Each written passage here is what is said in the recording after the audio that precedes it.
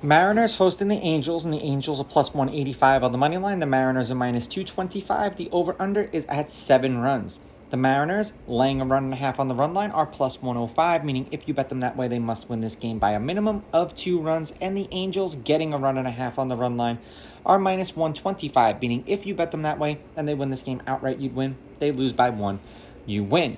Now, these are the overnight odds. They're going to change the closer we get to first pitch tomorrow. And I imagine that people are going to hammer the Mariners, but we'll see. Thank you for everyone who joined the Discord. If you have not yet, go to my website, rawsportstalk.com. Click on the membership tab. The one that's $14.99 will come with the link to the Discord. Once you join, it'll send you an email with the access to the Discord. Detmers pitched twice against the Mariners this year. 4 2/3, 3 runs, 2 earned. They won that game 7-5. That was in Seattle. He struck out 7. And then 4 innings, 7 runs, 7 earned. They lost that game 9-7, and he struck out 4. They are 2-3 in his last 5 starts. He averages 5 innings pitched and 3.2 strikeouts per game in those games with an ERA of 2.8. And the over has hit in his last 3 starts. The over is 4-1 in his last 5 starts. In his last 3 against the Angels, and that was 7-3, not 7-5. My handwriting is off. The Mariners won 9-7, the Angels won 7-3, and then the Angels won 5-1. He averages 4 2/3 innings pitched, 5.7 hits, 3.7 earned runs, or 3.7 runs, 3.3 earned runs, 4.7 strikeouts, 2.3 walks, 1 home run per game, and 95 pitches. But his last outing, he gave up all 3 home runs in that game. For Gilbert, he pitched once against the Angels this year. 3 innings, 7 runs, 6 of which were earned, and they lost that game 9-4. He struck out 2 batters in that game. They are 3-2 in his last 5 starts. He's averaging 5 2/3 innings pitched, 6.6 strikeouts with an ERA of 2.2, and the over is 4-1 in his last 5 starts as well.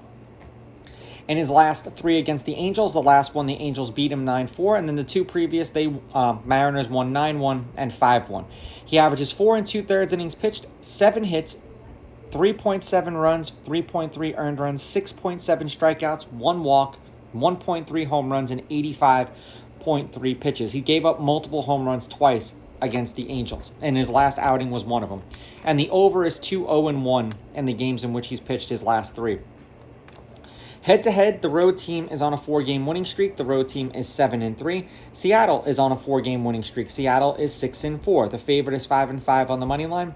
The underdog, getting a run and a half on the run line, is 8-2. There have been 4 one-run games in their last 10 meetings, the last 2 that they've played against each other. The under has hit in their last 2. The over is 5-4-1, and the over 7 specifically is 7-2-1. The last game that they played against each other, or the last 2, ended with the exact same score, 3-2 in favor of the Mariners. Then it was 9-7 Mariners and 5-3 to the Mariners.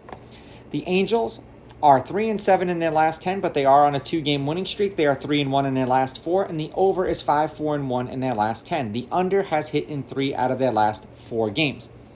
For the Mariners, they ran into the Rays, and the Rays were hot, or got hot against them. They are 3-7 in their last 10. The over is 6-3-1. The over has hit in 3 out of their last 4 games, beating the Rays in the game 1 of that series, 1-0, and then losing 7-4, 7-5, and 6-3 to the Rays. I'm on the fence about this one because Gilbert got tattooed in his last appearance against them, but he does generally pitch okay against the Angels, but he only averages 4 2/3. So I'm going to take the Mariners with the money line. I'll take the Angels getting the runs, and I'm going to go over and say that this is going to be a bullpen game, and it's going to be one of those that you're going to have to hawk. These are just my picks. If you disagree, please go with your gut, and please bet responsibly.